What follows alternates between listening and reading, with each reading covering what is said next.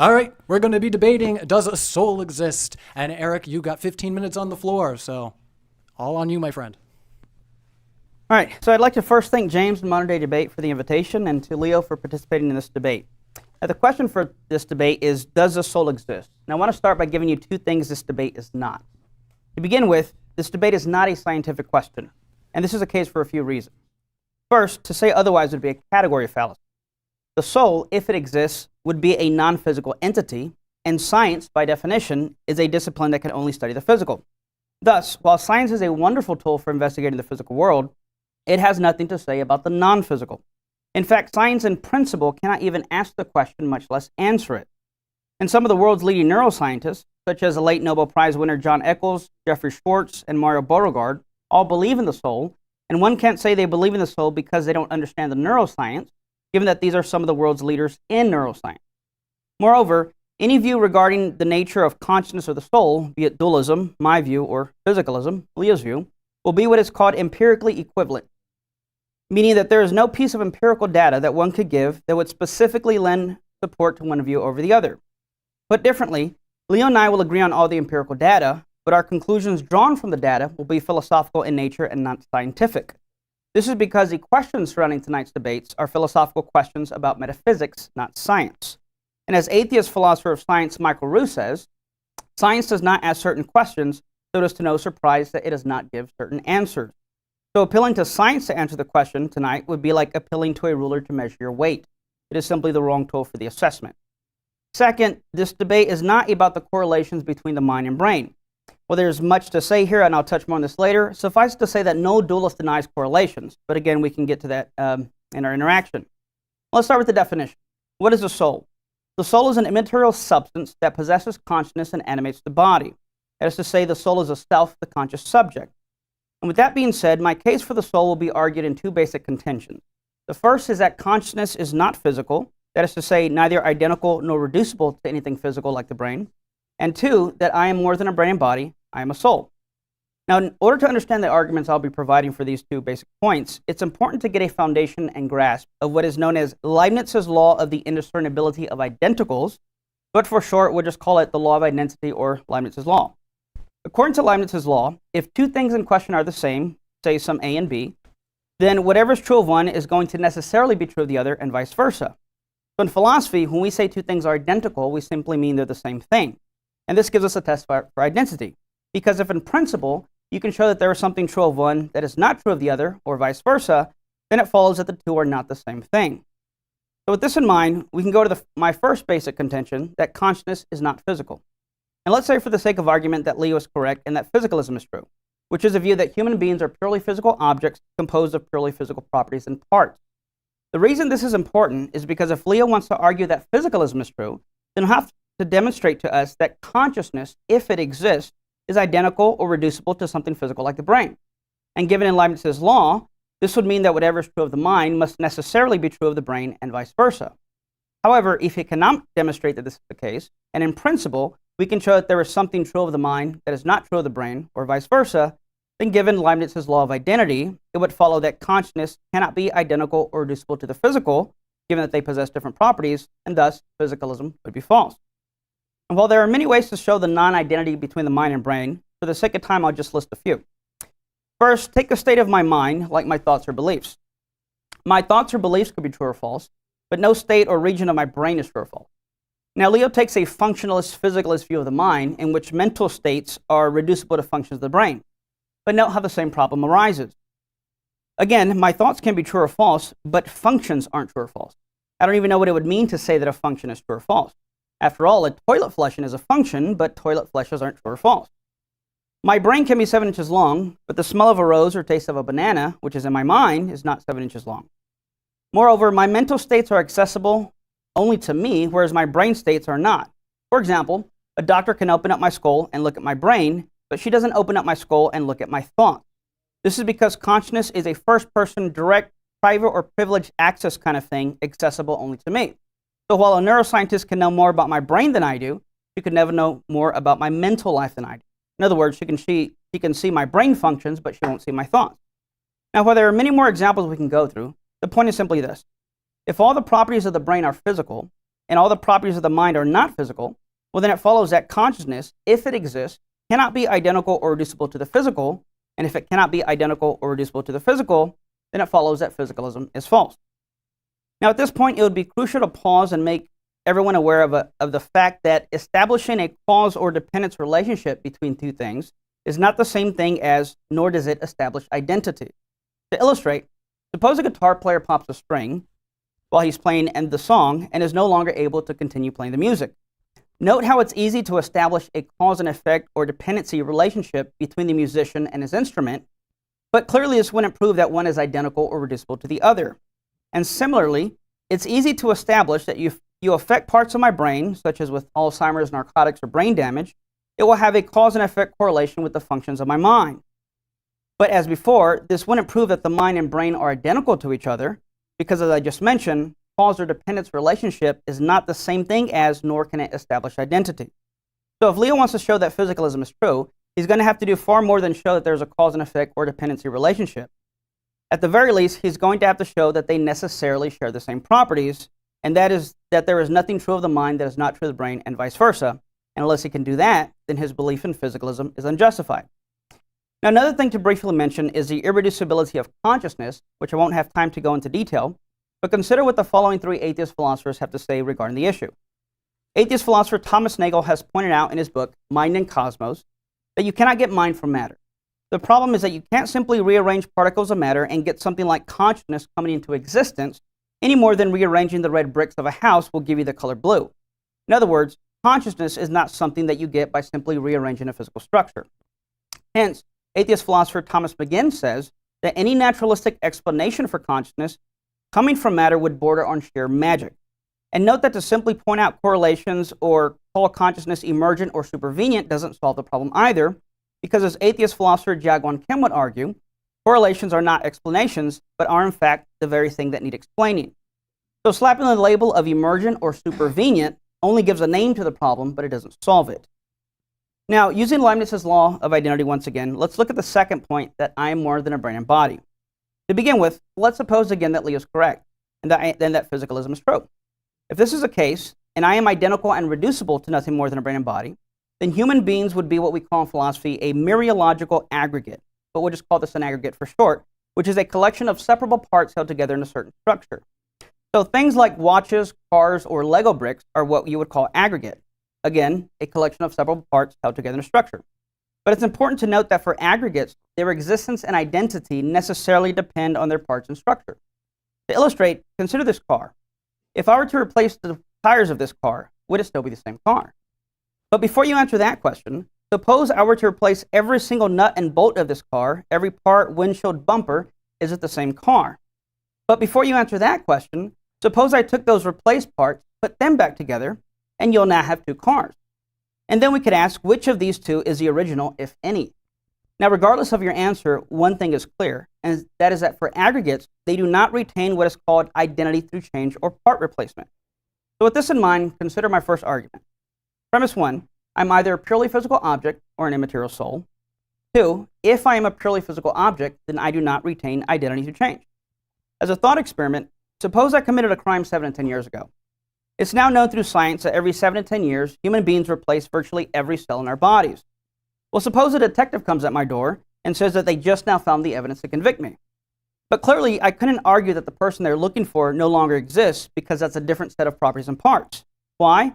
Because we all intuitively know that we do retain identity through change and part replacement, and thus it would follow that therefore I'm not a purely physical object, therefore I am a soul. Or consider an argument put forth by secular philosopher Jaegwon Kim. He says something like, in 2011, this brain and body did not exist. However, I did exist in 2011, therefore I'm not identical or reducible to a body. The second, indivisibility of personhood. Premise one, I'm either a purely physical object, an aggregate, or an immaterial soul. Two, purely physical objects can be divided and exist in various percentages or degrees. To illustrate, if I were to cut a table in half and burn one side, it would make sense to say that I have 50% of a table. But the same cannot be said of me. For example, if you were to cut me in half, say my arms and limbs, note that while it would make sense to say that I have 50% of a body, it wouldn't make sense to say that therefore I am 50% of a person. And yet this is exactly what it would have to mean if physicalism is true. Moreover, consider the fact that men are typically larger than women. If physicalism is true and personhood is grounded in something physical, and if we grant value to persons, then this would have to imply that having more mass and matter would mean that you matter more. But clearly this is absurd. Men are not more valuable or more persons than women. And note how the same thing can be said of the brain. Consider something like Dandy-Walker syndrome or anencephalic disease, or operations where some people are missing, say, 30% of their brain. But note this wouldn't mean that they're only 70% persons. They're still 100% persons that have lost function, but personhood isn't grounded in something physical like your functioning. Thus, I cannot be divided or exist in various percentages or degrees. Therefore, I'm not a purely physical object. Therefore, I am a soul. Next is the argument from free will. Premise 1, I'm either a purely physical object, an aggregate, or an immaterial soul. If I am a purely physical object, then I do not possess free will. Now, concerning free will, I am more specifically talking about libertarian free will, which can be defined as being the first mover of one's will or actions. That is to say, you are not caused to act or will by something prior or external to yourself. However, if naturalism is true, then as secular philosopher Jaegwon Kim argues, the law of causal closure of the physical must be true. And according to this law, no physical event has a non-physical cause. Consequently, this would entail that on physicalism, every thought, decision, belief, and behavior was causally determined by physical events external to and beyond one's control. Put differently, this would mean that if Leo rejects free will, then his very decision to be a physicalist was not necessarily the result of rigorous research and freely following the evidence where it led and freely coming to this conclusion, but rather it was something he was causally determined to believe by prior non-rational factors beyond his control, and he could not have believed otherwise. So if one gives up free will, one must pay the intellectual price tag of giving up two things, namely moral responsibility and intellectual integrity. This would entail that if there is no free will and determinism is true, then there would be no foundation for moral responsibility or intellectual integrity for any belief that he holds to. Yet, if human beings are morally responsible for their actions and intellectually responsible for the beliefs that they hold to, and freely following the evidence where it leads, then it follows that we do possess free will, which means that therefore I am not a purely physical object, therefore I'm a soul. Now I will say that if Leo wants us to believe that he freely came to be an atheist or physicalist based on the intellectual reasons, and if he believes that people are held morally accountable for their beliefs and for what they do, then human beings cannot be identical or reducible to purely physical objects. So, in conclusion, I provided two contentions for the existence of the soul in answer to tonight's debate, does the soul exist?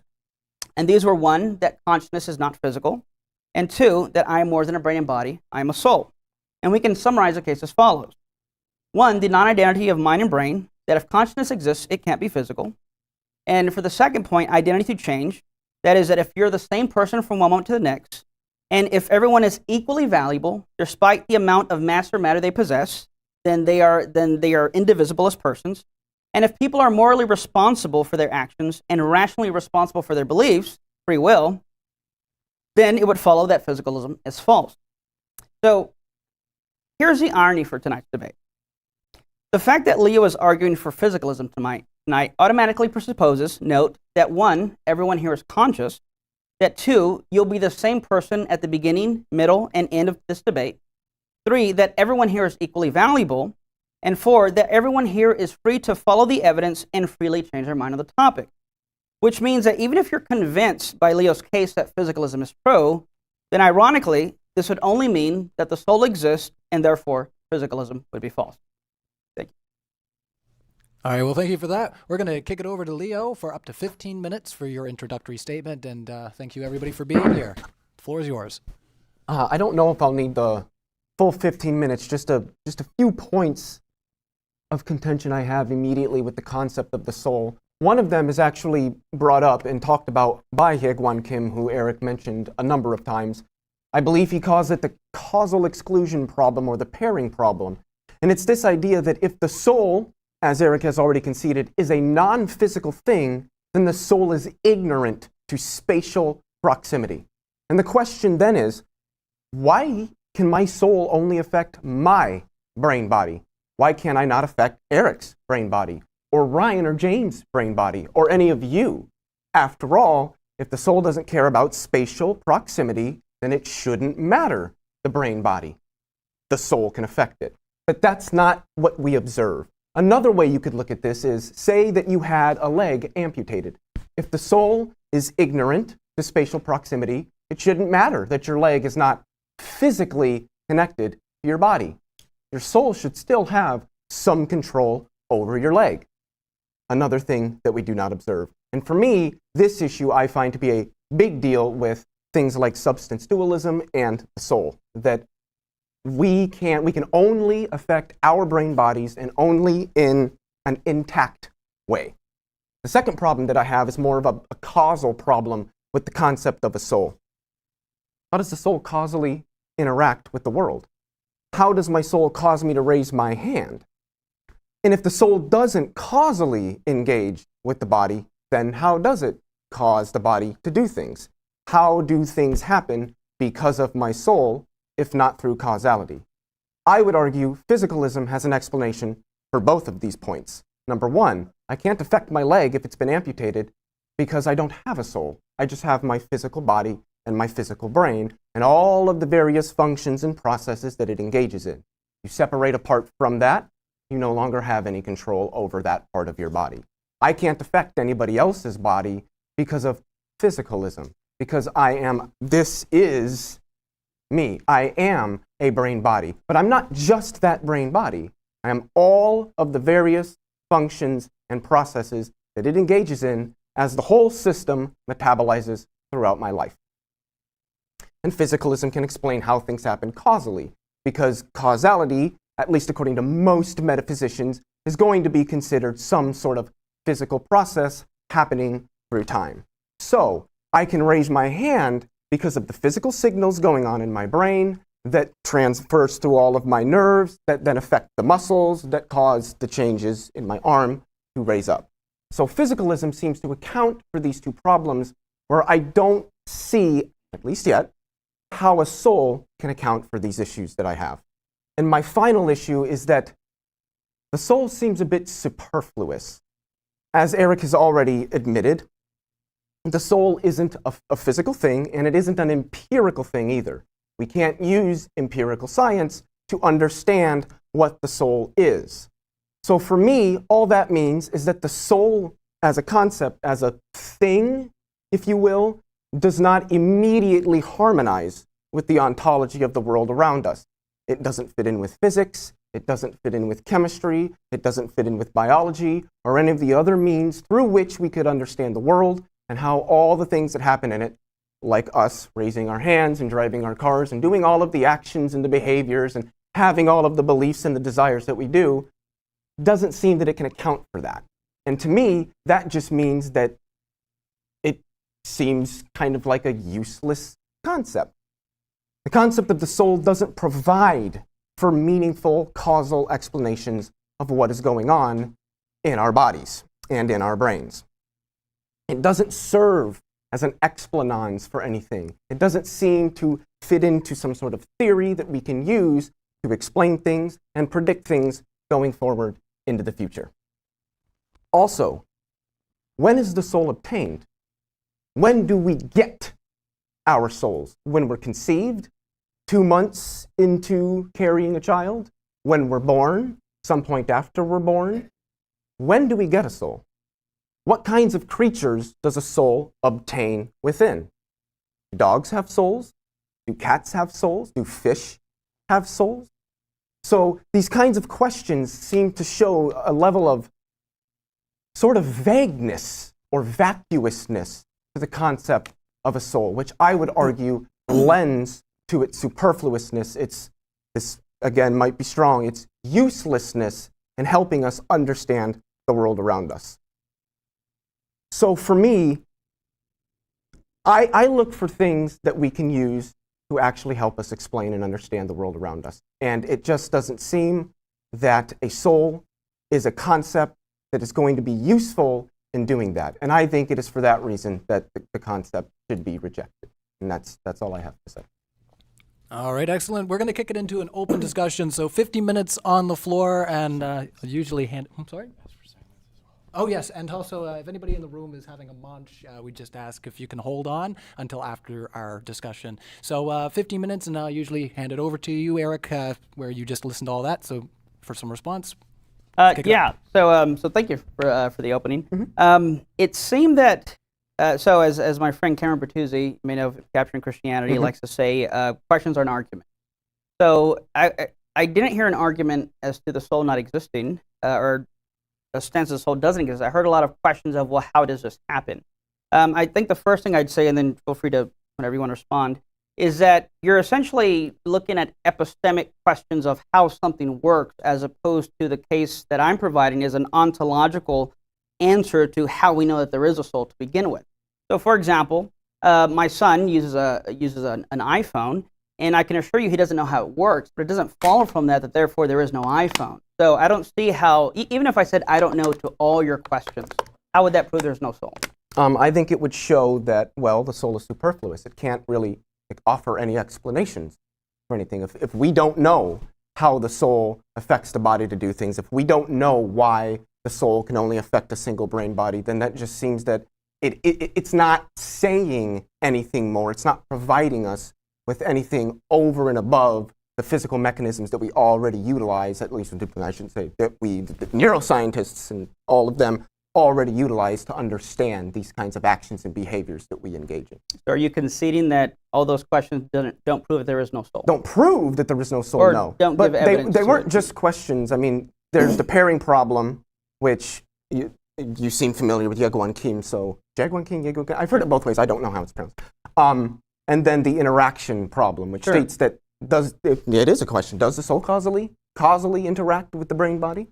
I would say yes. Okay. But how? Going back to, I want to make sure that this point is clear. That again, if I say I don't know, note how that doesn't affect any of the arguments I gave, because the arguments I gave were that there. So if I can read a quote from J.P. Moreland and Brennan Rickowell's new book, The Substance of Consciousness. In answer to that kind of causal explanation question, they say substance dualism is not intended to provide a causal explanation for the occurrence of conscious states. Substance dualism is an ontological theory as to what sort of thing must an entity be to capture adequately several features, not of mental states, but of the thing that has them. In other words, I'm not giving an epistemic answer to here's how this works, but rather that if something like the mind exists, it would have to have a subjective center of consciousness that possesses it. So all the questions you're asking, and feel free to take it where you want from here, I just want to make that point clear that none of that would affect any of the arguments that I made. So I'm a little confused on some terminology. Can I ask what you mean by subjective center of consciousness? That I'm a subject, that I'm a conscious subject. Okay. I mean, I would agree with that, but I don't think that can only be true under a substance dualism, which maybe you weren't necessarily saying that, but... I think so. You think so? You don't think that you can be a conscious agent under physicalism? I don't think so, no. Why not? So what's interesting is one of the things you brought up was that that substance dualism doesn't harmonize with what we know about the world. Now, what's interesting is, so you believe consciousness exists, I'm assuming. Of course. Okay. So are you familiar with eliminative materialists? Yeah, I am not an eliminative Right. materialist. So, but they would give the very same argument that you just gave as to why we should eliminate conscious entities, because they are in no way harmonizing with anything physical. I think they do. Okay. I think they harmonize with the various neurophysiological processes that occur within the central nervous system. I think that's what consciousness is. And it seems, and this is why I asked a lot of those questions, that from what we can understand within the field of neuroscience, that's what it's showing us. That we can go into the physical brain, change things about it, and that changes the sort of mind that people have. We also have split brain patients. There's a guy, I can't remember the guy's name, but he's split brain, and he's both an atheist and a theist, and both sides of his brain can argue with each other. I would wonder how the concept of a soul would account for something like that. Right, so we're going back to accounting questions, but I want to take one thing at a time here. I'm trying to think of the first thing you brought up. You're talking about, so you're saying that the mind just is the brain, then I would love to hear... No, I don't think the mind is the brain. I think the mind emerges from the neurophysiological processes of not the brain, the central nervous system. Because I think all of that is important to our consciousness. Even the neurons in our gut have been shown to be important to our consciousness. So note that at the beginning of my opening, I said there are two things this debate is not a scientific question, and it's not about the correlations of the mind and brain. That seems to be the very thing you're arguing. Now, granted, we didn't exchange openings, But I think it's telling here that I think most of the arguments against substance dualism are really strawmen that don't address the actual issue. Two physicalists, Nobel Prize winners who are physicalists, they don't believe in the soul, they're naturalists, Francis Crick and Christoph Koch, they acknowledge that one of the main attitudes among neuroscientists is that the nature of consciousness is a philosophical problem and so best left to philosophers. So even the neuroscientists are saying it's not a scientific problem, and I don't even see how in principle neuroscience could settle anything. Now, again, I would agree that there are correlations, but I've already addressed that in my opening, so I don't see how that would do anything to anything that I presented. Two things there. Not just that, I mean, I do think you were doing this, no offense intended, but people making those statements seem to me to be ad hoc dismissing science as having any place in this discussion. I just think that's false. I think that science has and can and has said a lot about consciousness. There was another thing I wanted to say. What was the second thing you said after that first point? And by the way, if there's anything, because there's questions you asked I haven't answered, so I don't want to. I want you to think I'm trying to dodge those. Yeah. What you say was the second thing. From what I remember, it was just that the main attitude of neuroscientists. So in other words, it seems that you're disagreeing. Oh, I remember the correlation thing. I would agree with that general principle that correlation doesn't equal causation, but I would say that causation is correlative. So we can use correlations to understand causative relations. So I don't think that you're really doing this here, but I do oftentimes think the whole correlation causation thing can be abused. Again, I don't really think that you're doing that here. But just to reiterate, correlation does not equal causation. I agree with that completely, but I think causation is correlative. And I think that when those correlations are strong enough, such as if I hit somebody in the head with a bat 100 times and all 100 times they get knocked out, I think it's reasonable to say that hitting somebody in the head hard enough can knock them out, that there's a causative relation there. And I think that the correlations between what the brain and the central nervous system and even other parts of the body are doing correlates so strongly with our consciousness that we can say that consciousness has a physical basis of some sort. Okay, so a few things. Because I'd still be curious to what the mind is on your view, but it seems that you disagree. The mind is what the central nervous system does. The way that I would just answer that. I'll answer it a little bit differently. Well, let me go ahead and ask that now. And my argument wasn't that correlations aren't causation. My argument was that establishing a cause and effect or dependency relationship is not the same thing as establishing identity, but you seem to agree that the mind is not the brain. No, I do not. I don't hold to identity theory. Okay, so how do you identify a mental state? I'm not really sure what a mental state or even a physical state or something like a quantum state is, because I believe that the whole of physical reality, including us and everything going on inside of us, is processual. So the whole states thing, looking at things at states, is sort of this definite, instantaneous instant is something we do. It's sort of a convention that we do. But states don't exist in reality. So for me, I'm not sure what a mental state is, but I'm equally as unsure to what a physical state would be as well, because the state language confuses me. So I'm not sure what a mental state is. So you believe we have thought? Yes. That would be a mental state. Well, I would consider those mental processes rather than state. How can a mental process be true or false? I don't know what that means. How can a process be true or false? Well, I don't think it is. Just like the processes in the sun aren't true or false either. Right. So that was one of my arguments, was that the mind and brain aren't identical, and I appealed to your view of functionalism. Mm-hmm. If you're going to say that the mind or that the mind is a function of the brain, well, my thoughts, which is a mental state, can be true or false, but a function isn't true or false. So that would automatically show that they're not the same thing. Of course, the content of your thoughts can be true or false, but I'm a nominalist, so that content doesn't really, like, it's not. Well, I think you're thinking propositions. I'm talking about the thought itself. So thoughts exist, and they're grounded in thinkers. Mm-hmm. So when it comes to the philosophy of mind, the two main questions is what is the nature of mind or mental states, and what is the thing that possesses it? I argued that consciousness is not physical and it's possessed by an immaterial substance. Mm-hmm. On your view, the mind is a process of the whole system, is what I hear you saying, mm-hmm. and it's possessed by what? That's that system and its process. Okay. So and that would be that question I have to think about in the sense that being possessed by, I don't know if that's the language I would use, but just for the sake of the discussion, I would say possessed by the system and its various processes and functions. Yeah, so then, so how would you respond then to my argument of the non-identity between a process and a mental state, like a thought or belief? I don't see an issue there, I guess. So the mind is a process of the brain. Mm-hmm. Mental states, like a thought, can be true or false. Processes can't be true. If the thought is propositional, I don't know what it would mean for something Let's say it is. non-propositional to be true or Let's false. say it is. But for me, that's going to be the content, not the thought itself, but the content of one's thoughts. So you can have thoughts, and then I can have thoughts of. And if I have a thought of something propositional, that propositional content would be true or false. But obviously, the processes and functions which produce it would not be. Just like it can be true or false that the sun emits electromagnetic radiation, but the processes that produce all of that electromagnetic radiation are not going to be truth functional. So I don't think you're doing this intentionally, but I think you're making it more complicated than it needs to be. I have a thought, grass is green. Mm-hmm. That can be true or false. The proposition that grass is green can be true or false. And my yes. belief that grass is green. Can also be true or false. Right, yes. but the process, the brain process, is not true or false. No, of course not. So then how can mental states be processes of the brain?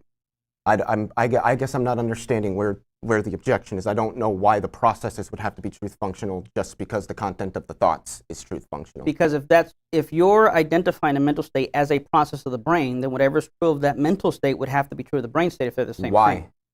Because that's how identity works. Well, I don't take identity.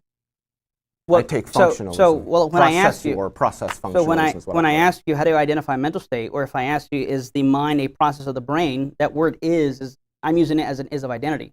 So I guess I would just ask how do you explain? Well, I would probably use it as an is of predication. We can predicate about the central nervous system that it produces what we call a mind. So you are taking a reductionistic approach. No, I'm taking an emergence approach. So there's two types of reduction. It sounds like you're taking a causal reduction, which let's call it emergent. So it sounds almost, and I don't know here, so I'd be curious. It sounds like you're at least a property dualist if you're saying that you have. Okay, so can you define then what you are? I'm what I call a process functionalist. Can you explain that for me? That what we call consciousness is the processes and the functions of the central nervous system in the body as the body continuously metabolizes throughout your life. And so if that metabolism stops, so do you. Okay, so at best you're showing that there's a dependence relation. Mm-hmm. Yes. Yeah. The consciousness depends on the functions and processes. How do you know what sensations you're having? I feel them. Right. So you're not looking at processes. You're just introspective. My perceptual senses are relate to those processes and functions. Well, I didn't say they relate. I'm still trying to get at the nature of a mental state. That would be my view. Is that my perceptual senses relate to the processes and functions. I agree with you there. I have, again, as so I said, I perceive through my perceptual apparatuses that I have, which are a result of the processes and functions, and the structures like eyes and nose and tongue and ears. If I didn't have those, I wouldn't have those senses. But going back, as I said in the beginning, no dualist denies that there are correlations or that the processes are correlated to that. So I don't. But the soul is immaterial, right? Yes. So it shouldn't need eyes to see, right? So is the mind. The mind is immaterial as well. But the soul shouldn't need eyes to see. Well, while right? embodied, I would think it does. Why? I mean, it doesn't depend on the body. It's an immaterial thing. I would say, so where are you getting these notions from? I'm curious. What do you mean? So you were talking about like some of the questions you asked. Let's go back even to the beginning. If my leg were amputated, why couldn't my soul interact with that? Or why my soul with this body? And then you're saying that what was it you just said, that the soul, why does it need to? Yeah, why doesn't the soul? Why can't the soul still see even without eyes if the soul is non-physical? So I think the soul can still see even without eyes, but that goes into. So how come people are blind if we have souls? Well, because they're embodied. So if you were to put me in a body. But why does the body matter to a non-physical soul when the body is physical? So this goes a lot deeper, which I don't mind going here. So I take a Traducian view of the soul. You ask when do we get a soul, which I don't think again is relevant to the existence of the soul. You're again asking epistemic questions, not ontological questions. But I suffice to say, I take a view of the soul. It's the soul that actually forms the body. So on my view, you're not going to have a body without a soul at conception, because it's the soul that's going to be forming the body. But let's say you put me in a car and you wielded. What do you mean the soul forms? So it's I would think it would known be all the as- nutrition that the mother intakes that helps to build. Right, Like if so- the mother died, any fetus she was carrying would ultimately die as well. Sure, right. But again, all you're pointing to are correlations, cause and effect, or dependency relationships, which I don't Which I think is disagree with. enough to show that the concept of a non-physical soul doesn't really seem to provide Okay, anything. It's not telling us especially if it's non-physical, but then seems to be dependent upon some physical structures Why and would processes. that? So I'm curious. Why would that be a problem? How is that an argument? Because the soul is non-physical. Something non-physical shouldn't depend on physical things to do stuff. Why? Because it's non-physical. Now you're just being circular. Though. You're being tautologous. Like, what's the argument? That it's non-physical. Right. Non-physical things don't interact with physical things. How do you know? How would we detect a non-physical thing interacting with a physical thing? You're the We'd one have making, to be able to measure but that you're the to one know making that it happens. You're the one and making so the claim. We've never measured it, so I suspect How would it we doesn't measure happen. it? We measure physical causes and physical effects. How We don't would measure we measure? non-physical. How would we measure a non-physical? I have no idea. So that, but you just said that it can't I think happen. that's part of the problem. But well, you just said it can't happen, and I asked you how. You said because you can't measure it, and I asked, well, how would you measure it? And you said you can't. Yeah. So you don't see that as Because circular. as you mentioned, the universe is causally closed. I don't know So what I don't- it would I don't mean think the universe for is something. causally That's closed. fine. Show me a cause that is non-physical. So again, so these are your claims. So you would bear the burden of proof here, and I think we're kind of jumping all over the place. I want to go back to again, just because I still don't think I've gotten an answer to my first contention that the mind and brain aren't identical, or that the mind. Well, I've already agreed with that point that they're not identical. Right. I could take a brain from like a laboratory, some medical laboratory. I don't have consciousness because it's not the structures obviously are important because functions and processes take place in the structures, but the structures themselves are not what matters when we're trying to understand consciousness, at least not fully. It's the functions and the processes that the structures are engaged in. So earlier I asked you how you know when you're in a certain kind of mental state. You said you feel it. How would it not be the case that if consciousness is just a process, then how is it not that if I open up my skull, I could just see my mental state? Is because you can't see neurophysiological processes. That's at a scale that humans don't. So let's say we see got it. really we good could eyes. see them with the proper technology to understand Okay. various electrochemical processes and all of those neurophysiological processes occurring across the brain. If we could map that, we would probably, in fact, we have sort of looked at people's thoughts. Obviously, that language is a little flowery, but we know that we can put certain devices on people's heads. They can think of a word, and then the computer can display the word that they're thinking. So going back to my question, so you're saying you can see people's thoughts, and I know you said it was flowery, but that's exactly what I'm asking. So in a sense, yes, we can see, we can detect in the brain what's going on that maps to what a person is thinking accurately. I'm not asking about correlations. I'm asking about specifically the mental state. The mental state is a process. Then looking at the process would mean you're looking at the mental state. Yes. Yeah, you're looking at those mental processes being carried out in the brain. If you're watching the way that the ion channels and all that stuff are working, you would be watching consciousness. Okay, so then we can see consciousness by looking at processes. So consciousness just is the process. Yeah, consciousness is the processes and functions that occur across the central nervous So then system. I go back to what I said in the beginning. How is it the case that they have different properties? My mental states don't share the properties of physical processes. How do you account for that? What do you mean? Like, I can think of a unicorn even though a unicorn isn't physically real? Like something along those lines? That's good. That Because sounds we fine to can me. conceptualize things. We have an imagination. Right, but that means that they're two different things. They're not the I same don't think thing. it means that they're two different things. Well, the mind and the physical brain, I would say, are two different things, but the mind emerges from the brain and what it does. Okay, so even if I grant that, and for the sake of argument, let's say I do, you still have two things at play. Something physical causing something else to emerge. I would say something physical causing something physical to emerge. Or Okay, so emergence. Can you needs to be name understood. one property of a mental state that's physical? One property of a mental state? I don't know what you mean by mental state. So What is I a would property of like mental processes would be like the whole ion channels and all that stuff would be a property of mental processes. When you So- watch these processes play out, you're watching the mental process. So the question of how do you identify a mental state is one of the most basic questions in philosophy of mind. You're telling me that you don't understand that. Now I'm not trying to point fingers or anything, but it's a complicated issue. I understand that, but this is one of those basic things where you have functionalists, token identity theorists, type eliminative materialists. Mhm. So for a functionalist, now to be fair, some functionalists will say that they're not going to specify anything in particular. Nevertheless, it still seems that if you're going to call it something physical, which you have, you're going to have to show that they share the same properties.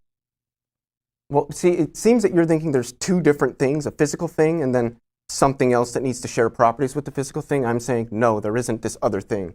There's the physical thing and the processes and functions that it's engaging in. So going back to, so then consciousness is physical. Mm-hmm. And so I ask again,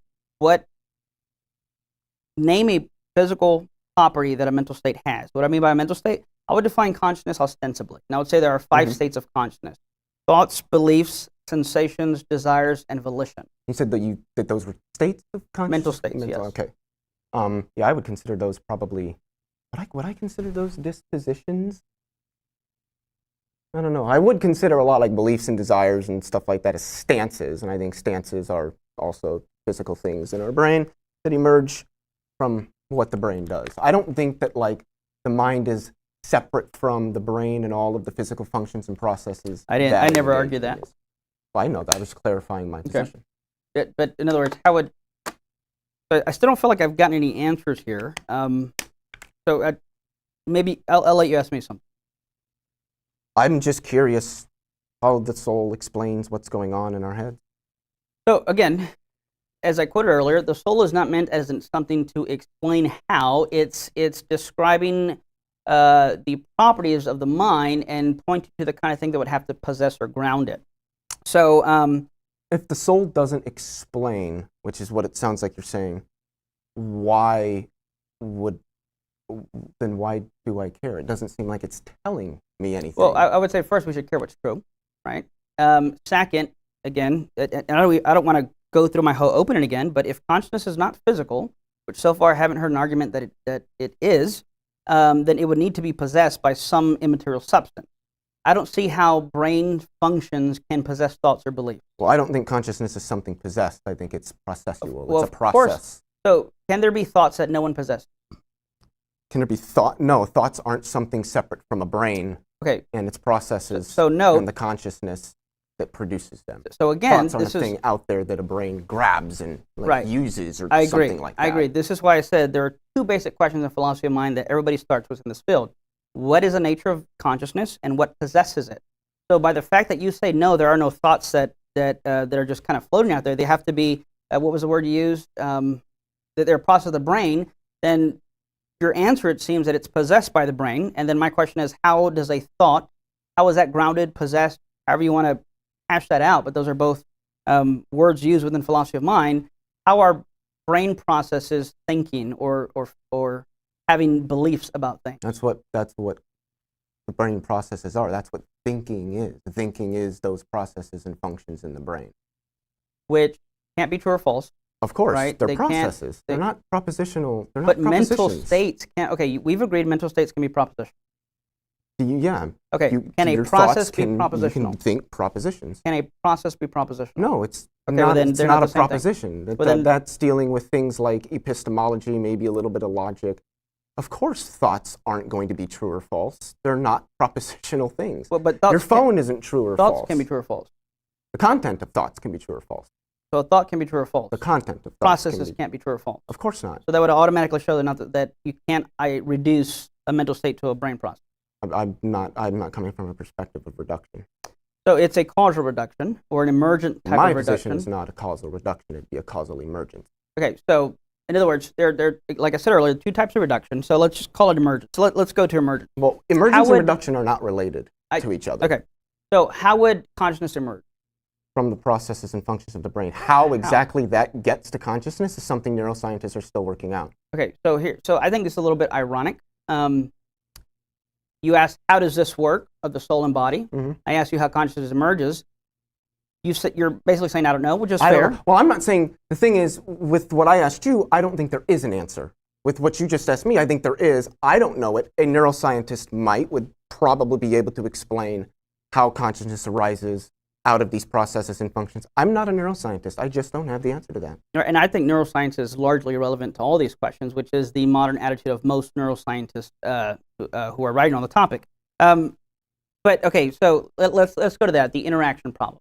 I agree with William Hasker, philosopher of mind, who says that the interaction problem is probably like the most overrated objection in the history of philosophy. Because 1, like I said, it's an epistemic question, not an ontological question. 2, it could be the case that the interaction between the soul and body is just basic and immediate. Because you can mean a few things by asking how the soul interacts with the body. One, you could be asking for an intervening mechanism. But I would say that would lead to an infinite regress, where how does A interact with B? Well, by way of C. But then you can ask, how does A interact with C to interact with B? Well, by way of D, and you get into an infinite regress. Wait, wouldn't C be the way through which A is interacting with B in that example? Well, but why couldn't you just ask for another intervening mechanism? I mean, even if it's F, okay, so A interacts with B through F, then F is just the means. And why would you just stop at 1 or 2? Because that's all it takes to explain what's going on. Okay, so then we could just say that it's a basic immediate action that's primitive, and A just Well, I wouldn't consider interacts. that primitive. I mean, you have A, B, and C. It's not just A does something to B through nothing at all. Well, which okay, but I again, would take to be primitive is that there's no sort of interaction going on. So basic and primitive are also technical terminology. It means it's just immediate. There is no intervening mechanism. Yes. That's what it means for an action to be basic or primitive. So Yeah, that there could would be no C. There would be no means of interaction. Right. So it could be that. It could also be the case that I've heard Moreland give the analogy of, let's say, that there is some type of energy perhaps created by the soul, but it's so minuscule in comparison to what's going on. So, for example, but then if wouldn't you it be irrelevant to our everyday lives if it's just so minuscule that it kind of doesn't matter? No, I don't think you're understanding my point. So let me finish the illustration. I'm sorry, I did. No, that's fine. So suppose you could flip a switch that would release all the water in the Hoover Dam. Mm-hmm. Now, the energy it takes to flip the switch versus all the energy released by the water is so wide in comparison that the energy that it took to flip the switch is so minuscule. So I'm saying it could be that, let's suppose for the sake of argument, the soul does create some energy. The amount of energy it would take to release the amount of energy that's in my body would be almost undetectable, so to speak. So that could be one explanation. I've heard some people give explanations that there could be something similar to quantum entanglement, where you probably understand this better than I do, where you have two particles that seem to be causally related, and the distance is so far that there couldn't be an exchange of energy. It could be something like that. I've also heard that... Wouldn't that make the soul physical if it's utilizing physical processes? But that would assume that you have to be physical in order to interact with the physical, which I think is a question. I would need to see an argument that non-physical things can interact with the physical. Well, it's your claim, though. There's never been anything. Yeah, and I would just say that conservation of energy and momentum, the second law of thermodynamics, sort of preclude non-physical things from interacting with physical things. So those work for closed systems, and the causal closure or conservation of energy, I would say, are applying only to closed systems and purely physical systems. But that begs the question of naturalism and physicalism to begin with, which is a very why thing. Would they be confined to only physical systems? So this is what I've heard Moreland argue, and I've heard others argue on this. But essentially, that it's almost like a methodological naturalist kind of approach. Which I think is fair, all things being equal, but if we have reason to suspect there is something non-physical, well, then I don't think it would apply there. So far, just to recap on the interaction problem, I could say I don't know, wouldn't matter, because it's an epistemic question, not ontological question. It could be an immediate, basic, or primitive action. It could be that there is some energy created, and it's not a closed system, but it's so small it's almost impossible to detect. And I forget which philosopher even proposed that perhaps it doesn't create energy, it just... kind of, what's the word I'm looking for? Maneuvers it, for lack of a better word. I forget the exact quote. But again, at the end of the day, I think there are fair answers to it. But even if I don't understand how, it goes back to, if I don't know how my car works, doesn't mean my car doesn't exist. Of course, but I don't think souls are like cars.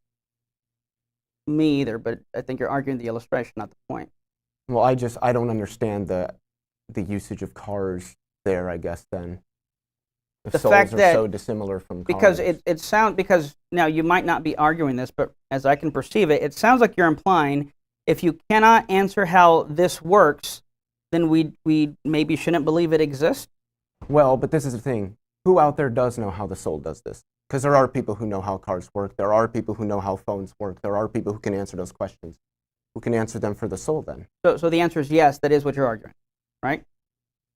Can you repeat it? It sounds like you're arguing if we don't know how something works, then we shouldn't believe it. Is that what you're arguing? No. I don't think that because some individual does not understand how something works that they shouldn't believe it. But if nobody can even remotely figure out or have a starting point for how something works, I think that's cause for question. I've given you 3 or 4 starting points that have been proposed for the interaction. And I've also... Of the soul? And to reiterate, this is an epistemic question, not an ontological question. I still don't think that makes it unimportant So to the discussion. still haven't heard an argument. I've heard more questions, but I would like to focus on some things I've argued. So one of the things I argued was identity through change, Mhm. right? Do you think that people remain the same throughout part replacement and change? Yes and no. I mean, I don't think I'm the same person I was when I was 4, but I think I'm the same person in some probably like maybe a legal sense or something like that. Okay, Like so I'm still Leophilius. I was Leophilius when I was 4. I'm Leophilius now, but different beliefs, different desires, different aims, different stances. You know, people talk about this all the time. They're a changed person. I think that can happen. I think people can change, and I think they can become different so they're persons. talking about in the loose popular sense of identity. But Unless given, by person you're meaning, sorry to interrupt, something more like concrete, then I would say, yes, I'm the same person. okay, so you do believe people retain identity through change in a Yes. concrete, absolute, Yeah, right? yeah. Because it's a debate on philosophy of mind. So That was the word I was originally looking for, Okay. was concrete. right on. Okay, so how is that possible in your view? How is it possible that people remain the same? I don't see any immediate contradiction, and if there's no immediate contradiction, then I can grant that it's possible. Okay, so if there is no soul, and we are, how would you define the I guess? When you refer to the I, what are you referring to? Some amalgam of experiences and probably some like intrinsic genetic biological factors that are developed over time through a person's experiences of the world So- builds this notion of the self, of the I. So if those things change, you wouldn't be the same person. Not in the concrete sense, no. So then you don't think persons retain identity through change and part replacement? In the concrete sense, yes. Yes, you don't think, or yes, they do? Well, in this more concrete sense, we are the same person. We have the same names, the same family members, all that stuff. The various features of our persons can change. But I'm asking persons in the absolute sense. Persons are concrete. Are you the same person in the absolute concrete sense that you were when you were 4, or am I looking at a different person that exists and the person that was 4 years old no longer exists? I mean, the second one kind of intuitively does seem true to me because of how I look at the world. But I would say that concretely I am the same person. I have the same name. It's been me living the same life. I have the same mom. But I don't have the same various positions and stances and beliefs. I don't look at the world the same way. But those aren't essential to being a person. So I guess let me ask. I think maybe not essential. That one I'd have to think about whether I think they're essential or not. I don't know. I'll agree tentatively for the sake of the discussion Agree what? that those are not essential to a person. All right. So then it would be kind of pointless to name those things have changed, right? Those would be accidental properties, not essential properties. Okay. So why did you name those as changing? What would that have to do with whether or not you're the same person? What have to do with whether I'm not? So I asked you if you're the same throughout part replacement, and you started saying, well, I have different beliefs, different desires, A, B, C, and D. We just agreed those weren't essential, so what was the point of mentioning those? I don't know. I'd have to look back and think about why I brought that up and look back in the discussion because I'm Fair sort enough. of in the moment moving forward. No, fair enough. So what is it, I guess, that would ground this concrete identity change? I don't know if it would be grounded, but probably reality. The reality that we inhabit, the fact that we exist, the fact that we continue to exist. But I'm asking, how, in your view, do we retain identity through change or part replacement? So Well, let me, I don't even understand why we wouldn't, I guess. Why wouldn't we? well, if you're just a purely physical object, I would say that aggregates don't retain identity through change. Why not? Wait, so if I had a cup of water and took one molecule of water out of it, it's not the same cup of water? If mereological essentialism is true, sure. But let's look at it let's take a tricycle. A tricycle, by definition, is something with 3 wheels. Mhm. If you remove a wheel, you could say that in a metaphysical sense, a tricycle has ceased to exist and a bicycle has come into Yeah, but existence. that's analytic because it's true by definition. Fair enough. Nevertheless, it shows us that aggregates, their existence and identity, this is something I briefly mentioned in my opening, necessarily depend on the parts and their structure. Well, if it's defined analytically like a tricycle is, then yes, I would say it depends necessarily on having 3 wheels. But I don't think all of the properties are going to be analytic. So I think, again, you're arguing the analogy, not the principle, but let me grant that. So you're familiar with the ship of Theseus. Mhm. Sure. So I use an example of a car. So would you say that it's the same car, or at what point does it cease to be the same car? How many parts will have to change before it's no longer the same car? I don't know if you would make it necessarily a different car. I think identity has a lot to do with us and how we identify things rather than being contained in the thing itself. So if I bought a car, I don't know, a 2004 Ford Taurus, and then it was blue, and then I painted it red, that's the same car. I don't think making it red makes it a completely different thing altogether. It's still that one same Ford Taurus that I purchased. So going back to, so I'm asking ontologically, I would disagree that identity is more about us, because if no one existed, the law of identity would still exist. That I don't think something so. is identical to itself. So if we did not exist, things would cease to be identical to themselves? That law wouldn't exist. The law is an abstraction convented by humans. What it may refer to might still exist, but just like people who say the laws of logic would still exist even if we didn't. No, they wouldn't. You don't think they really? No, that we convented the laws of logic. We invented the laws of logic? Convented the laws of logic. Can you We explain that? abstracted them out of our understanding of things around us as a formalized system of thought. We didn't exist. I mean, this thing isn't going to just magically turn into an apple, but the law of logic that we invented that talks about that and formalizes that as a system of thought wouldn't exist. So let's look at a physical law. Mm-hmm. If everyone in the world today died, would gravity cease to exist? Of course not. Okay, so then laws But the theories of gravity would, certainly. So laws can continue to exist. And laws describe something in reality. What the laws describe, I think, can, but the laws themselves are abstractions. So I don't know what you mean by the laws themselves. Are you talking about like the words? Like the content of them. Like gravity would continue to exist. The law of gravity would not. General relativity would not, because humans made those. It sounds like you're using an idiosyncratic use of the word exists, because I'm not talking about like the phrase, the law of identity. I'm talking about Neither am I. I'm talking about that concept as developed by humans. I'm not asking about the concept. There are certain laws. You're asking about identity then. Do things, would this, if humans didn't exist, say this laptop still did, even though humans made it, it's just a hypothetical, this laptop would still be this laptop. It'd still be identical to itself. Right, because nothing's going to break the laws of logic. Well, the laws of logic are invented by us. But yeah, I agree that they don't break. They're generally considered universal and necessary. Okay, so going back to, so this is why I'm saying I don't think identity is about us or how we perceive things. We're trying to describe reality, the ontic, the ontology of reality. So going back to the aggregate thing, at what point, how many parts of a car do I have to replace before it ceases to be the same car? I don't think it would necessarily cease to be the same car, but I think it just depends on who you ask. Some people might say if I put bigger tires on it, that's not the same car. But clearly, I would say that it is. Clearly, reality doesn't depend on who you ask when it comes to those kind of things. Well, certain features of reality don't, and I think that certain others do. And I don't know if I would consider identity to be a feature of reality or more something that we talk about with respect to it. Okay. So in my thought experiment about replacing the tires, would it be the same car? I think so, yeah. Okay. Just like if I changed the oil, it's the same car. So replace every single part, same car? Yeah. So if I took the replaced parts, put them together, two cars, which is the original? Which is the original?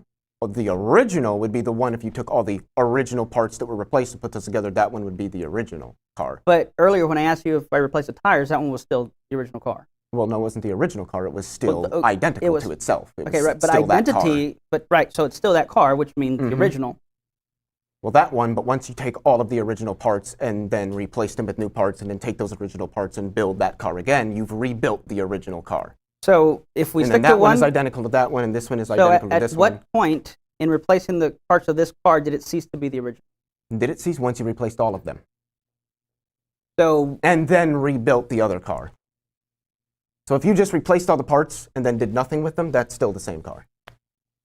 Okay, so I don't see how identity would have to be dependent on something external to itself, and identity is an intrinsic property. I'm not going to say that it isn't. I just don't know if I agree if it is. Well, that's what you're saying. That's what would have to be implied by what you're saying, because you're saying that this car would still be the original unless I put the replaced parts back together. Then it somehow ceases to be the original in virtue of this one's existence. Original, yes, but I don't think originality and identity are the same thing.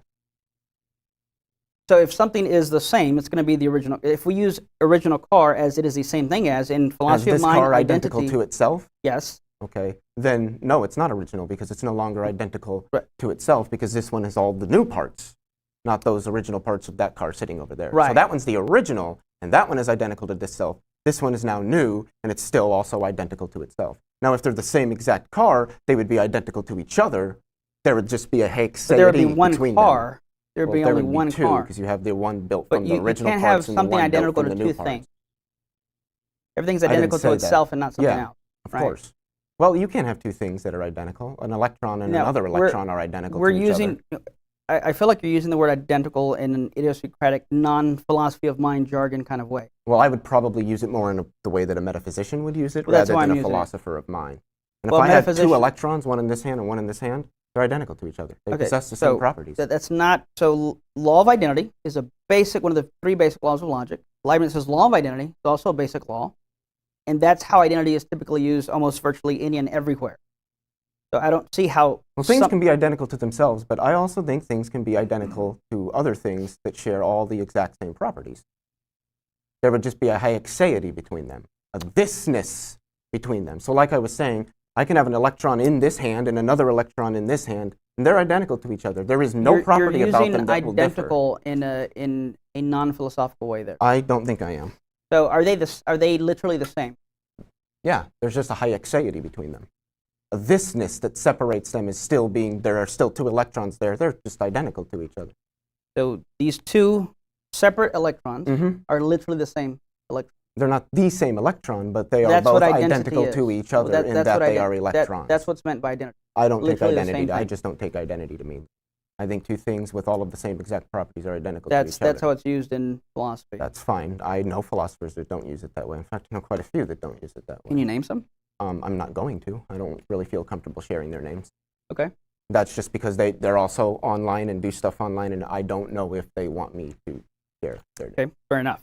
So I'm still not sure if you think persons retain identity through change or part replacement. Absolute strict identity through change. I think so. If my leg got decapitated, I'd still be who I am. Okay. Just be legless, or, well, one legless. Sure. So then that would show us that our personhood isn't grounded, our identity isn't grounded in the physical body, correct? I mean, if I removed every part of my body, I would say I wouldn't even be me anymore, because I probably wouldn't even be human at that point. I'd just be an amalgamation of matter sitting on the floor, of organic matter. It used to be a human. It used to be me sitting on the floor. So at what point are you no longer the same Once person? all of my parts have been removed. Okay, so at what point, while you're still alive, are you a different person? Once all of my parts have been removed. How can you be I don't think alive? there's a hard line where that's going to happen other than once it's been fully, completely changed. Because if something's been completely changed with brand new properties, of course it's not going to be identical to the thing it was before. Well, it is if you have something underlying that change, like an immaterial substance. Underlying change? Yes. I'm not sure I understand that phrase. Underlying change. Yeah. So I would actually argue that change presupposes sameness. So when an apple goes from sour to sweet, there is something underlying that change that is exchanging these Okay, I accidental think I might get properties. there's something that gives rise to the difference over time. Yes. Yeah, that Right. would just be physical changes in the apple. It's chemical structure. Right. I would still call that the same apple. I would too. But what is it that underlies the change for human beings? What is it that underlies change for human beings? With the physical changes we go through. Because our age, us aging, all that stuff. Those are the changes that we go through. They happen as a result of us, well, entropy and us aging and going through our lives. So you mentioned Jaguan Kim earlier. I'm curious what you think about his argument for identity through change. That I don't know anything about his particular argument from identity. well, to it's the one I change. mentioned. He says in 2001, this brain and body did not exist, but I did exist in 2001, and that's an argument. Now I don't know if he's proposing it as he's explaining some of the traditional substance dualist arguments. So would you agree that your brain and body didn't exist in 2001, but you did? My brain and body? No, my brain and body existed in 2001. I was alive. Not this one. Not the one you have now. Well, of course. Well, depends on how you look at it. Because in 2001, I was like 5 going on 6, I think. My body was smaller, different proportions. Did you exist? Hair might not have existed in certain places at that time, like on my face. That's what I'm referring to. That was nice. All right. I like it. That's good. So if you mean same as in identical to that structure of that body in 2001, then no. I mean, did you exist as a person in 2001? Yeah. Okay. I was born in 95. Wow. But did the you body say you wow have? as if I'm old? No, as if like you're young. Oh, So, okay. yeah. That's a compliment. Yes. No. So you did exist in 2001, Mhm. but the brain and body you possess right now did not exist in 2001. If by brain and body you mean that brain and body in that structure, The one that you at have that right time. now. The one that I have right now Yes. in this time, that it wasn't the same one as the one in 2001, because the one in 2001 was smaller and different in proportions. And Yeah, I because would we say this changed is a virtually, different, more, I don't want to use the word evolved. People might go to biology. I don't mean it that way. I think you understand what I mean. This is a more evolved version of that thing. right? So then that would show that we're not identical or reducible to brains and bodies.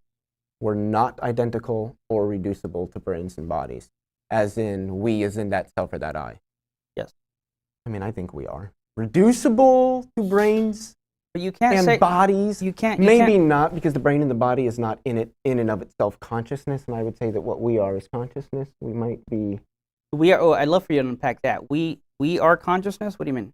that the self is just your consciousness and the amalgam of your experience. Like I said earlier, the amalgam of experiences. Well, you said beliefs, earlier it was a brain desires. process. That consciousness is the process, but the self, the I, the who you are, is that consciousness and everything that it experiences and develops over time. That's why people can change over time. Let's talk about emergence. Okay. Now, to be fair, you've already said you don't know. I would argue that you're not going to get consciousness squaring into existence by rearranging physical matter. This is something, Thomas Nagel, one of the world's leading influential philosophers of the past 50 years, was an atheist in his book Mind and Cosmos. Why wouldn't we be able to? How could you? So a few things. I don't. Well, the same reason that we can get temperature from atoms, but atoms don't have temperature themselves. So here's what I'm getting to. You want to talk about emergence. First, emergence would be brute facts. And I would say now you're bloating your ontology. I think that depends on how one looks at emergence. And, well, by definition, emergence would be some kind of sui generis property that is unlike the base parts. So that is something that you can't predict, first of all. That's how emergence was initially defined.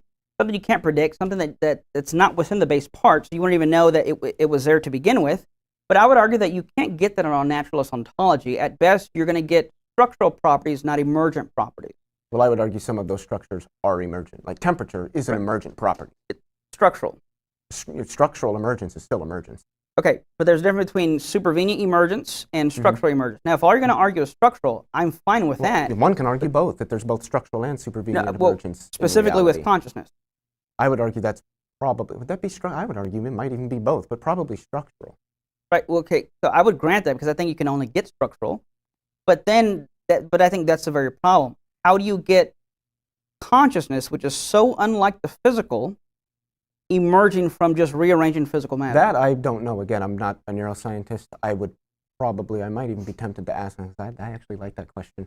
But I myself do not know. So that is literally the hard problem of consciousness, right?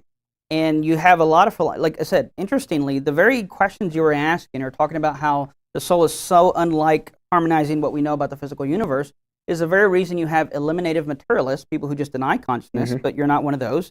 And it's also the reason that you have now people, what's interesting is a shift that's happening in philosophy of mind where even naturalists are now, I would say, punting to panpsychism because I think it's becoming more and more clear that you're not going to get consciousness from rearranging physical matter. It's the hard problem of consciousness. So the best thing you can do, this is what Thomas Nagel advocates for, is some type of panpsychism, that consciousness probably was there to begin with. The interesting admission I think they're making is that consciousness is fundamental. I'm going to be honest, I don't know if I would agree that panpsychism is sort of taking over amongst naturalists. Naturalists I talk to are like, panpsychism, their words, not mine, is kind of dumb. So it's a book that just came out maybe this month, Substance of Consciousness by J.P. Moreland, my guy, and Brandon Rickabaugh. So yeah, they talk about how there's it's growing in philosophy of mind. I think I might agree with that within philosophy of mind, there are a lot more people, a lot more interested in panpsychism. But I think, honestly, that's been a lot more theists as they run from substance dualism, because theists? I don't think, yeah. No, the ones I can think of are not theists. And I don't see why a theist would have to go to panpsychism when, at the core of our belief, you have an unembodied mind. In other words, what is an unembodied mind? What is an unembodied mind? Yeah. God. Okay, so that was an example. I was looking more for a definition. I probably should have specified that. It's I would say an immaterial substance that's not embodied. So what is an immaterial substance? Good. Those two words do just genuinely seem to butt heads with each other, so to speak. Well, I don't think so. I think the reason people think that is because they're not familiar with the history of philosophy. The word substance was first coined, if I'm not mistaken, by Aristotle, and he was talking about immaterial things, because a substance just means to sub, which is below, stand, so it's to stand under. And Aristotle used a word to point to the thing that was standing and possessing and unifying properties, which is another thing I would say you need a soul for ontologically, to unify and ground all one's properties and parts. So a substance is the thing that stands under the property. And when Aristotle coined the term, again, he was talking about immaterial substances. So it only butts heads if you're not familiar with how the term arose to begin with. What is an immaterial substance? I would say it's a continuant. It's a first mover. It's a thing that unifies its properties into one class. It's something that is, if you want to go here, the difference between substances and something like a car, which would be an aggregate, is that for substances, they exist ontologically as wholes prior to their parts. For aggregates, the parts exist prior to the wholes, and I'll explain that briefly. If I were to take a tire from a car, the tire remains a tire, which means it retains its identity independent of the whole. By contrast, if you were to sever my arm, it would cease to be a human arm, as Aristotle said. It would lose its identity, which is evident by the fact that it would decay in a few days and cease to exist. So for substances, you have the whole prior to the parts. For aggregates, you have the parts prior to the whole. Now, an immaterial substance is a thing, again, that unifies. It's prior to the whole, grounds and unifies its properties and parts. It's a continuant. It's in its most simple class. You don't need to identify it by something lower than that, because it's a thing that, and I see they're coming up here, it's a thing that unifies everything from your unified visual field, which I didn't even touch on, the thing that possesses your... Which I have heard you talk about before, so I am somewhat familiar with that as is. So. Unified visual field, it's a thing that grounds your identity through change, the fact that you're a person and it's irreducible, and the fact that you have libertarian free will, which we didn't even get to touch on, but it looks like we're about to get interrupted. Oh, no, you're not going to get in any trouble, but we are going to move into the Q&A here. So thanks for the discussion, fellas. What we're going to do is we're going to get everybody to line up here in front of that plug there, that last plug. So if you have questions, just make a little line here, and we're going to get them rolling. I think you are... Hopefully there's more questions for me this time, because there wasn't in the last. Young fella, mic's all yours. Hello, I'm Ozian. Anyways, Hi, Ozian. How you doing, Leo and Eric? So I did have a point of contention with one of the claims he made, is that all parts of the human body replace themselves every 7 years. That's not true. Different parts of the human bodies replace themselves at different periods of time. Specifically, the brain does not replace itself as far as we know, so our neurological central nervous system.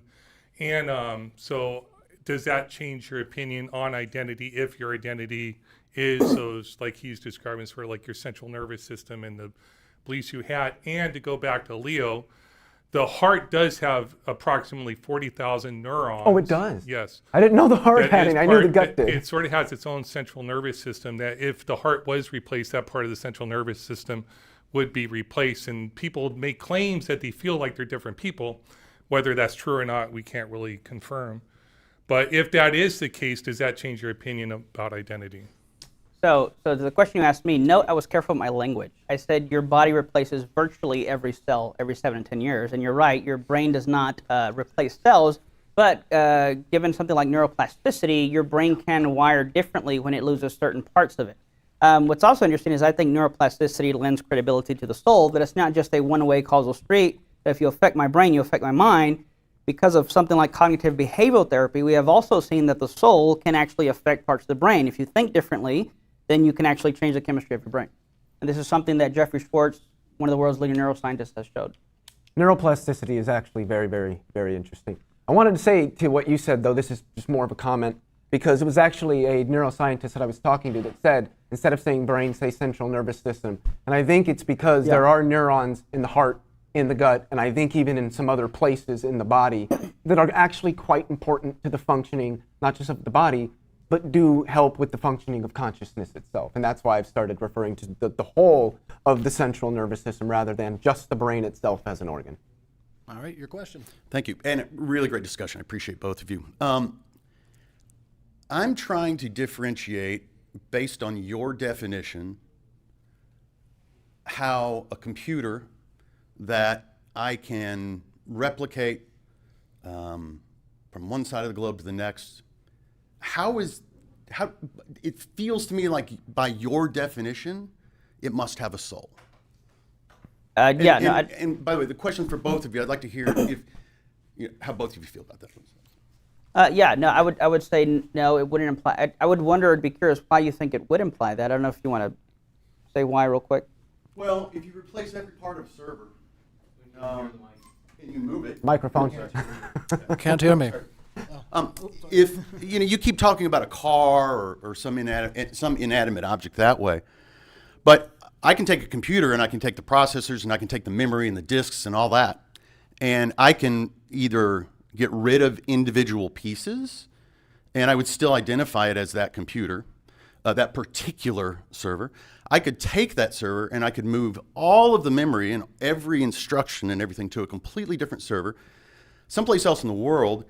And as an individual that's logging in that server, it's the same thing to you, even though all the parts are different. So is that a soul? So I would say, first of all, I would disagree that it is the same. I think that when it comes to aggregates, which is a computer, a collection of separable parts held together in a certain structure, I think the moment you begin to replace parts, it's no longer the same object. So I would disagree that the computer would be the same. And that's why I talked about the car, tricycle. Even my friend Braxton Hunter talks about if I told you I had Christopher Columbus's axe, and you say, oh wow, let me touch it, and you're like, well, it is his axe, but I replace the handle, I replace this, I replace that, and I replace everything, then is it still Christopher Columbus's axe? Well, no, because everything's been replaced. So I would say the moment you begin to replace parts of an aggregate, you no longer have the same object. You still have the same server. If I have a Just one second, we can't hear you over there. But you did ask Leo a question as well, so we're going to give Leo a chance to respond. Wait, there was a question in there for me. If there was, I'm so. Here, You want to know come your up thoughts here on again, it? just real quick, Oh, just, my thoughts on that same. Yes. I don't know a lot about computers. I would just say I don't think computers have souls, or humans, or anything. Soulless. And unless you listen to the right kind of music, then you've got soul. Or if you wear shoes, then you have two souls.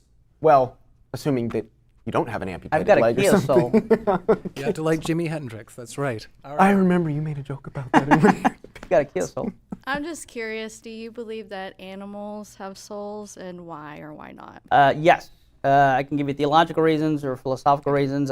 Theological, I think the Bible teaches it. Philosophical, I would argue that anything that has consciousness, remember there's two basic questions that are fundamental philosophy of mind when you get started. What is the nature of consciousness? What possesses it? I think that consciousness being immaterial would have to be possessed by an immaterial substance. Animals are conscious, thus I would say anything that's conscious is going to require soul to ground those conscious states. I just want to say quickly, I think it's very consistent of you to say that animals also have souls versus people say, oh no, only humans can have souls because like we're special, which I do think humans are kind of special, but Because we're made in God's image. yeah, well, yeah, you can say that. All righty, let's carry on. Your question. I just wanted to ask about like the evidences of like NDEs, but to formulate my question, I first start out by saying, both of you guys can answer this. I want to start out by saying thank you guys for coming and everything and engaging in the discussion. I think it was pretty good. With regards to NDEs, when the body dies and there's no more metabolic functions or anything like that going on, but people seem to have accounts of what they saw in like hospital buildings and or what they saw outside of the hospital buildings, how would like a physicalism perspective answer that? And then what would be your response to that as well, Eric? Thanks for your question. Thanks. So for me, I would say that as far as you know with NDEs, there is CNS, central nervous system activity going on. I'm going to say long after death, but long is relative there because it's not like, 16 days or something like that. But there is still some central nervous system activity going on even after brain death. So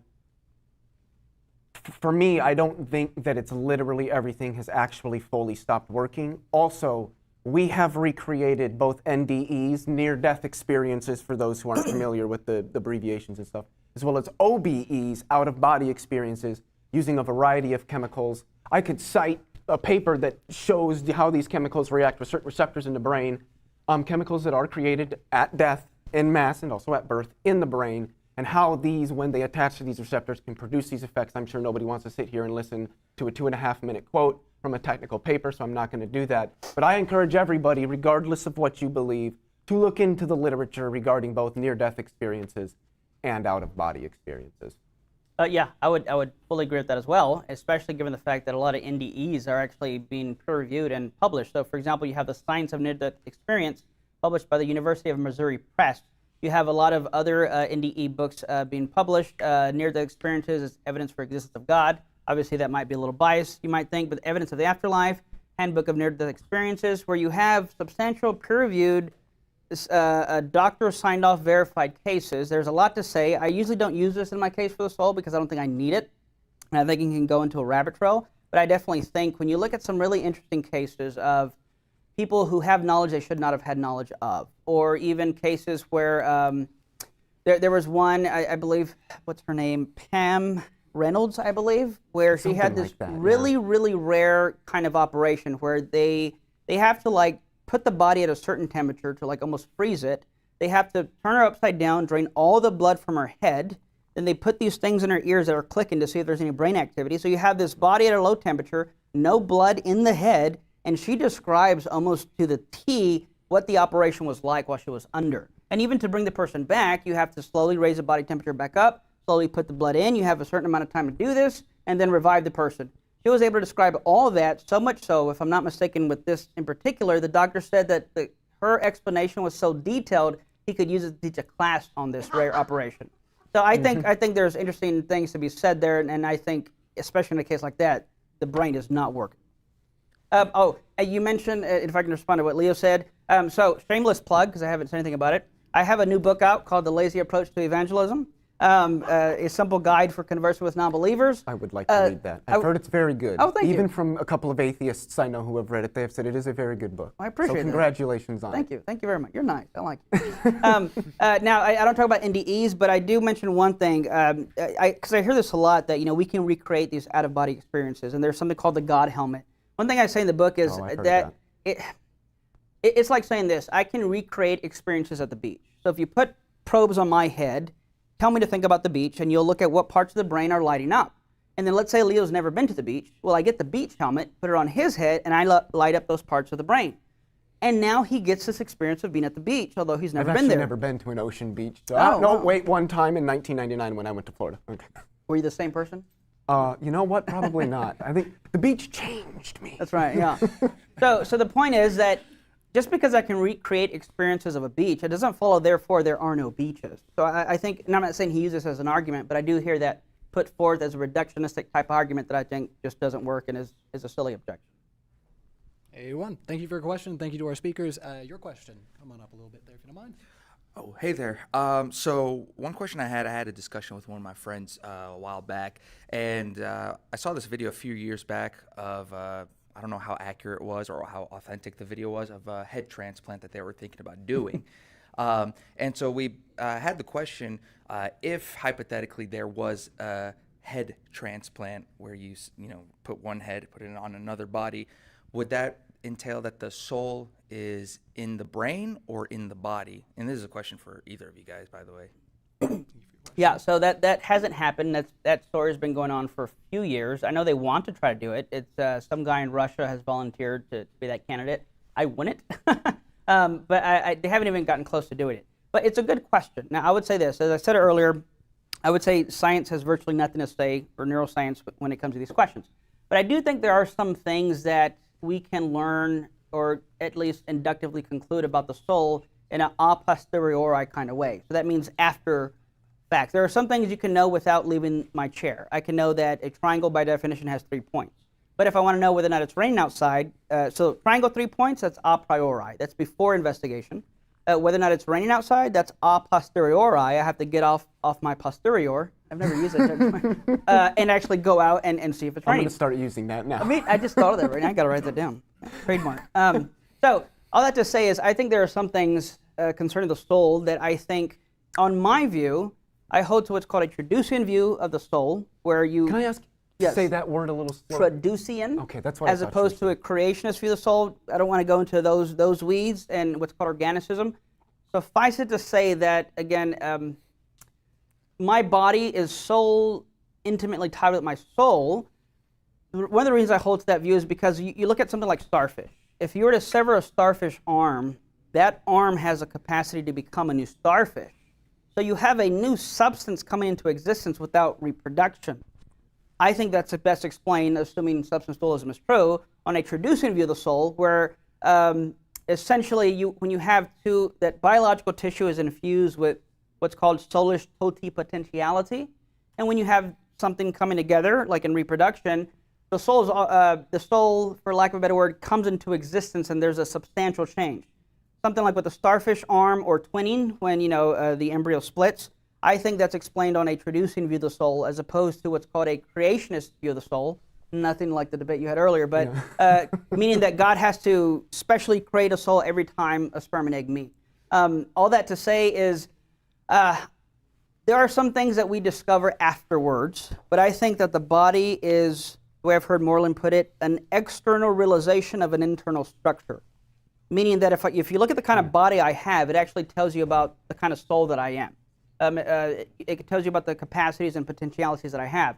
So I could say I don't know. It may be that the soul is specifically dependent on certain functional neural systems or certain parts. So I don't know, but I definitely wouldn't want to be part of that experiment.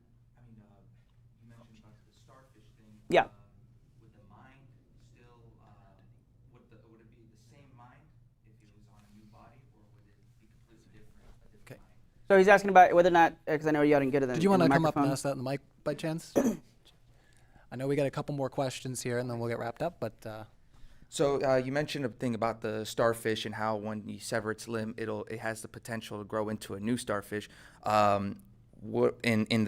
Now transferring that to the hypothetical that I said, if you put the brain or if you put the head on a new body, would that give you? Will you still retain everything, all the knowledge that you've had or the life that you've had, or would it be a whole different person? Yeah, that's a good question. I would say the short answer, I don't know. But again, that goes back to there are some things I think that you might need some a posteriori kind of investigation. But I would say that someone mentioned heart transplants, and they feel like, I think it was you, that feel like different persons. Think of the brain like a CD, if you will.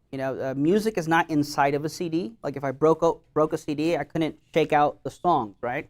But what you have on a CD or like a record disc are grooves that, when put in the right retrieval system, will play certain music. I think the brain is somewhat analogous to that. So if hypothetically I were to get your brain and swap it out for mine, I think I would have probably different experiences because there's already certain grooves that come, the baggage, if you will, of grooves that come with that particular brain. I just don't think it's metaphysically possible that you could do that, but as a hypothetical, sure. all right, your question. Yeah, you say the soul's not a scientific, it's not investigatable through science, right? So, but It's not a scientific question. But you keep saying that the soul is intrinsic to our body or claims like that. So what is necessary about the soul for our bodies to function? And if the soul is necessary for our bodies to function, then that does seem like a scientific claim and that it can be investigated by science. So what I said specifically was it's not a scientific question. And one of my points was that for the most part, all views regarding in philosophy of mind, most views regarding in philosophy of mind are what you would call empirically equivalent theories, which means there's no amount of scientific data that could lend support to one view or the other. This is why one of the things I said this debate is not about are the correlations or cause and effects of the mind and brain. Because let's say you have brain damage and you lose memory, like say with Alzheimer's. I would argue that the soul, much like a musician using a guitar, there's a string that's been popped so I can no longer play certain notes. I would argue it's the same with the soul being embodied and certain parts of the brain being damaged. Or you can take a strict physicalist view and reduce it and say, well, no, the mind just is the brain. Or you can take a property dualist view and say, well, the mind is not physical, but it's still possessed by the brain, and this is why you have this problem. So you have three different views, all metaphysically different, but they all agree on the empirical data. So that was my point about. I want to say one thing if I can. I actually agree with Eric that the soul is not really an empirical question. Obviously he would disagree. I would say that's kind of a point against it. But I would compare it to something like moral realism versus anti-realism. I don't think that's an empirical or a scientific question either. I'm not an empiricist. I don't know if I don't think you are. But I would reject empiricism myself. Obviously, I'm sure Eric does. But I would agree with him that I don't think questions of the soul really fall within the realm of the empirics. You had a clarification, did you? Or another question? Yeah, I think logical empiricism self-contradictory. I'm not an empiricist, but not that I don't use empiricism to investigate the world, but it still seems like you're copying out a little bit when it comes to if there is some necessary requirement for the soul to exist for our bodies to function in some way, then that still does seem like a scientific claim that we can investigate through science. I'm not saying, so it seems like to me that this, if it's not investigated, if you can't investigate it using science, then it's not necessary to believe that a soul exists for us to exist. So, gonna pick this up again. I have 2 chapters in this book on what's called scientism, and I think that's what I don't know if you're familiar with I scientism. am familiar. I'm not a scientismist either. I'm a naturalist. Scientistic. Just so everybody knows, on the internets and in here, somebody who holds the scientist, I'm really sorry to interrupt. Scientistic. It's called a scientistic. Okay, That's the thank term. you very much. Again, I'm So- sorry. No, it's all right. So scientism, you have weak and strong, but essentially they'll say that science is the only or best way to get knowledge about reality. I reject that epistemology. So I'd say if you're starting there, I would immediately disagree with you, and I have 2 I'm chapters. not doing that. Oh, okay. Yeah. Well, you just said that if we can't. But it seems like you're making sort of empirical claims by saying that there's some interaction between the soul and the body. Can I maybe steelman you to maybe try to see this up? And I might be able to just let me know if I'm accurate. I think Ozian might be saying something like, if the soul, maybe it might not be something empirical itself, but if it's in some way related to empirical things like the body, then wouldn't that mandate some empirical aspect about the soul? Are you saying something along those? Yeah, we should be able to make predictions based upon this, empirical predictions based upon the soul existing, and be able to measure those results based upon the soul existing. It doesn't seem like we have to presuppose that the soul exists to investigate how our bodies work. Well, no, that's not my case for the soul. So going back to, again, the cases for the soul aren't necessarily predictability, so to speak. It's I have these basic, in other words, it's not a theory to explain something, it is just reporting the experiences I have. I can think about what I'm feeling, I can be in pain without knowing the neurological process. I would argue that that's an ontological distinction between knowing nothing about my brain at 3 years old and yet feeling pain at 3 years old. So in other words, I'm not trying to predict anything. Nevertheless, on my view that the soul and body are deeply integrated, if you want to ask about predictability, then I would say go back to the empirically equivalent. Note I didn't say that it's completely irrelevant. Empirically equivalent just means that the empirical data you present to me or Leo, neither one of us are going to disagree with the empirical data. So I'm saying it's not relevant to settle the question, because no matter what empirical data you provide, both views are going to have ways of explaining it. All right. We got any more questions? Yeah, another fellow's coming up here for another question. We'll get another one in Is here. that an atheist Jesus fish? No. Anarchist. Oh. Godarchy. Nice. Evening, by the way. So I'm going to ask a question, and I'm going to follow up with the context behind the question. As far as like what is consciousness and what can have consciousness, one of the other gentlemen brought up like networking as far as the transfer of information and everything. And I think a really relevant subject to this is AI. There's this YouTube channel called Dust, and they have these short Dust, and they have these short sci-fi movies that are like 15 minutes long. And in one of these sci-fi flicks, it has, and it's very relevant to today and increasingly becoming relevant. They're like on this ship, and there's this scientist, and he's got this patient, and he's like, all right, we're going to end your life as it is now, but you're going to live forever. We're going to download your consciousness into the computer. So we're going to take every single experience that you've had throughout your life. So in addition to the first questions, if you can download someone's entire consciousness, entire experiences, are they that same person? And if not, what is a consciousness as opposed to having a soul or not having a soul? Like, can AI have a consciousness? And then what's the difference between human consciousness and artificial intelligence and consciousness? Yeah, so good question. Another shameless plug. I was on Capturing Christianity, and I have the video on my channel as well. I think I talked for about an hour and a half, maybe 2 hours on AI and consciousness. So in other words, I can't fit it all within a few minutes. But yeah, you're welcome to go there. But I'll say a few things. I don't think you could ever download someone's consciousness. I go back to the CD illustration. I could take a brain and put similar grooves on there, but I wouldn't call that downloading the consciousness.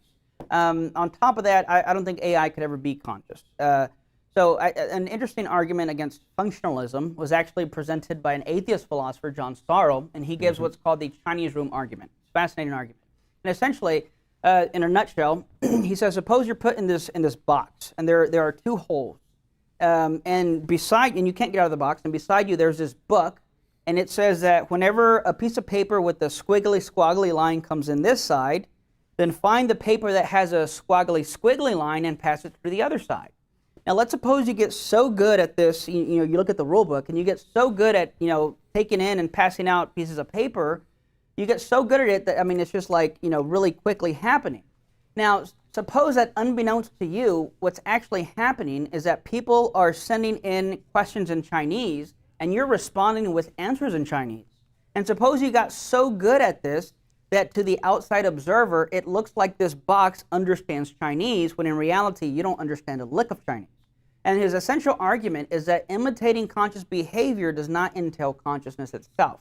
So while I think AI could get really darn close to imitating consciousness, that wouldn't prove that it is consciousness anymore that the person inside this Chinese room imitating Chinese language shows that he understands Chinese.